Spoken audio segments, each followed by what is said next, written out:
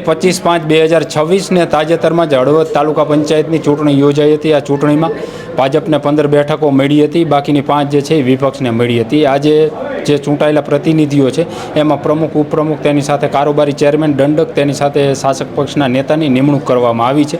પ્રાંત અધિકારીની અધ્યક્ષસ્થાને પ્રમુખ, ઉપપ્રમુખની એની જે ચૂંટણી છે એ યોજાઈ હતી। જોકે પ્રમુખની ચૂંટણી થઈ હતી, બાકીના જે કંઈ ઉપપ્રમુખ, કારોબારી ચેરમેન હોય, દંડક હોય, શાસક પક્ષના નેતા હોય, તેઓની બિનહરીફ જે વરણી છે એ કરવામાં આવી છે। તાલુકા પંચાયતના નવનિયુક્ત પ્રમુખ છે શીતલબેન અનિલભાઈ કણજરિયા, જે ઘનશ્યામપુર બેઠક ઉપર તાલુકા પંચાયતના સદસ્ય તરીકે વિજેતા થયા હતા। આમ તો પ્રથમ જ ચૂંટણી લડ્યા હતા અને પ્રથમ વખત જે છે એ પ્રમુખ પણ બન્યા છે, યુવા છે અને મહિલા છે। થોડી એમની સાથે જ વાત કરી। બેન, પહેલાં તો તમારી તાલુકા પંચાયતના પ્રમુખ તરીકે આવડી નાની ઉંમરમાં આ તાલુકાની જવાબદારી સોંપવામાં આવી છે, શું કહેશો?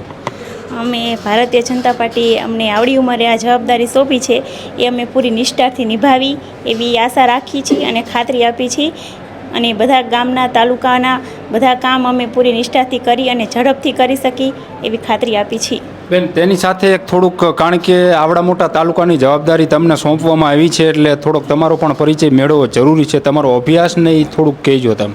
Graduate BBA। અને ખાસ તમને શેના પ્રત્યે લગાવ છે? કારણ કે તાલુકા પંચાયતની ચૂંટણી લડ્યા ત્યારથી એવું તો હશે જ કે ભાઈ આપણે સદસ્ય તરીકે ચૂંટાઈ તો આ કામો કરવા છે, આ આપણા મત વિસ્તારના, પણ હવે તો તમને આખા તાલુકાની જવાબદારી દીધી છે એટલે એવું નક્કી તો હશે ને કે આટલા આવા જે કંઈ કામો છે લોકોના એ પહેલાં પૂરા કરવા છે અને એમાં મહેનત કરવી છે। ગામના કેટલાક પ્રશ્નો છે, શૈક્ષણિક બાબતે છે, પાણી બાબતે, અંદર રસ્તાઓ બાબતે, એ બધા અમે ઝડપથી સોલ્વ થાય એવી પ્રયત્ન કરશું। આપણી સાથે અનિલભાઈ પણ છે, એટલે શીતલબેનના પતિ, એમની સાથે પણ વાત કરી। અનિલભાઈ, આમ તો રાજકારણ તમને વારસામાં મળ્યું છે, કારણ કે તમારા ફાધર પણ જિલ્લા પંચાયતના સભ્યને રહેલા છે, વિપક્ષના નેતા તરીકે પણ રહ્યા છે, શું કહેશું? સાહેબ, એકચ્યુઅલી આમ તો 1990ના આડેગાડેથી મારી ફેમિલી રાજકારણમાં છે। પહેલાં મારા દાદી લડ્યા હતા તાલુકા પંચાયત, તે સમયે એ હારી ગયા હતા। પછી મારા ફાધરને જિલ્લા પંચાયત લડવાનો મોકો મળ્યો। મારા ફાધર તે વખતે જીતા હતા, સારી લીડથી જીતા હતા અને વિરોધ પક્ષના નેતા પણ બન્યા હતા। અને પછી અત્યારે મને મોકો મળ્યો છે મારી વાઈફને કે તાલુકા આપણે, કારણ કે તમે કીધું ને સારી લીડથી, કારણ કે એ આંદોલનનો સમય હતો ને એવા સમયે આખા મોરબી જિલ્લાની 24 બેઠકમાંથી 2 હળવદની આવી હતી, એમાં એક તમારા ફાધર હતા। ઘનશ્યામપુર જિલ્લા પંચાયતની સીટ ઉપરથી મારા ફાધર ત્યારે લીડ ઉપરથી જીતા હતા, જ્યારે પટેલનું આંદોલન હાલતું હતું, છતાં પણ ત્યારે જીતા હતા। પછી વિરોધ પક્ષમાં પપ્પાને જવાબદારી સોંપી હતી, એ 5 વર્ષ પપ્પાએ સારી રીતે નિભાવી। કારણ કે હવે તમારી પણ જવાબદારી છે બેનને સપોર્ટ કરવાની, એટલે તમે એવું નક્કી કર્યું છે ને કે ભાઈ આ ગામોના જે કંઈ પ્રશ્નો છે, કારણ કે તમે તો વર્ષોથી તમારો પરિવાર પણ રાજકારણ સાથે જોડાયેલો છે, કે એવા પ્રશ્નો છે કે એનું હવે તમને આવડી મોટી જવાબદારી દીધી છે તો નિરાકરણ આવે એ દિશામાં પ્રયત્નો કરશો? સાહેબ, એકચ્યુઅલી બધા જ અત્યારે જે ખેડૂતોના નાના મોટા પ્રશ્ન છે એને ધ્યાને દોરીને એને સોલ્યુશન લાવવું, કઈ રીતના કામ કરવું, એમની સાથે રહી કામ કરી વ્યવસ્થિત સોલ્યુશન લાવશું।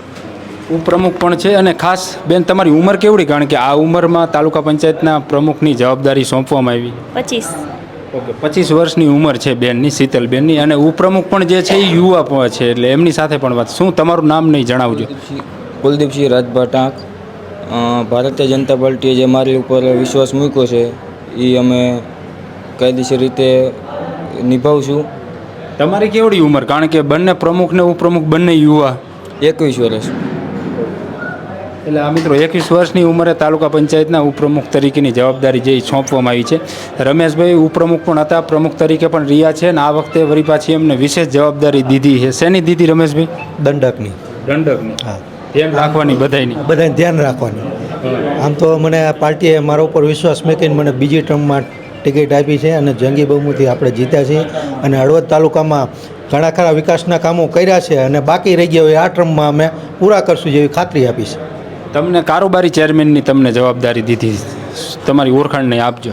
મારું નામ યોગેશ ભોરણિયા, નવા દેવળિયા તાલુકા પંચાયત સીટ ઉપરથી પાર્ટીએ જે મને ટિકિટ આપી અને પાર્ટીએ મારા ઉપર વિશ્વાસ મૂક્યો અને આજે ફરીથી સંગઠને, પ્રદેશનું સંગઠન, મોરબી જિલ્લાનું, હળવદ તાલુકાના સંગઠને મને કારોબારી ચેરમેનની જવાબદારી આપી એ હું નિષ્ઠાપૂર્વક અને પારદર્શકતા તાલુકા પંચાયતમાં વહીવટ થાય એ પ્રમાણે હું વહીવટ કરીશ અને કરાવીશ।